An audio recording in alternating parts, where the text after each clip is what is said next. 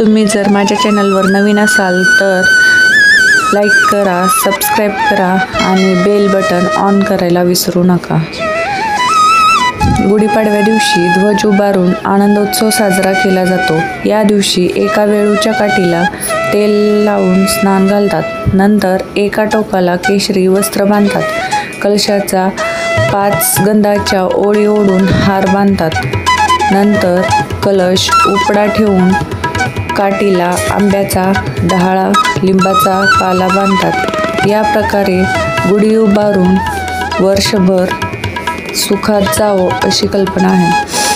आता एक उपाय जो आम्ही आपल्याला सांगणार आहे तो क्षण लक्ष देऊन ऐका की या दिवशी अजून एक काम आणखी कोणते आहे जे केल्याने वर्षभर घरात सुख समृद्धी नांदते।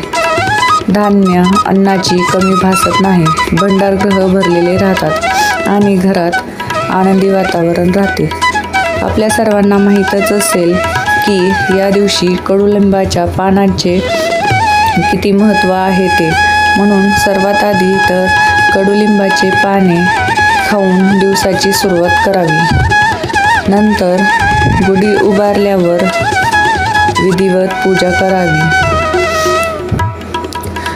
गुढीला अर्पित लिंबाची पाने गुढी काढल्यावर धान्यात ठेवावी। याने धान्यात कीटक लागत नाहीत आणि वर्षभर घरात भरभराटी राहते।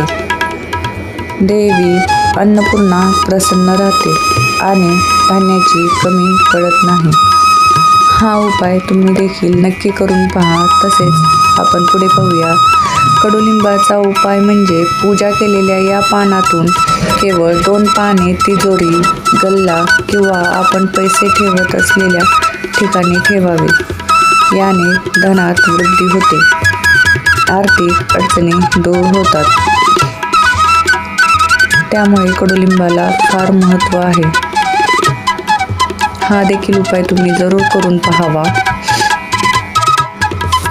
वर्षभर पैशाची चणचण जाणवत नाही, आर्थिक समस्या दूर होतात। मात्र तिजोरीत ठेवत असलेले पाने पूजेत वापरलेलेच असावे। झाडावर सरळ तिजोरीत ठेवल्याने लाभ होण्याची शक्यता नसते। आपण जर झाडावरची काढलेली पानं डायरेक्ट तिजोरीमध्ये ठेवायला घेतली तर त्याचा लाभ आपल्याला होणार नाही। त्यामुळे आपण पूजेला घेतलेली लिंबाची पानेच या ठिकाणी वापरायची आहेत।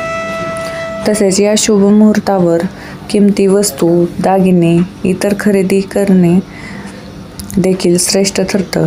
कारण गुढीपाडवा 3.5 मुहूर्तापैकी एक असल्यामुळे या दिवशी खरेदी करून त्याची पूजा केल्याने घरात भरभराटी येते। तर हे सांगितलेले उपाय गुढीपाडव्या दिवशी नक्की करून पहा, याने नक्कीच लाभ होईल। व्हिडिओ पाहिल्याबद्दल धन्यवाद।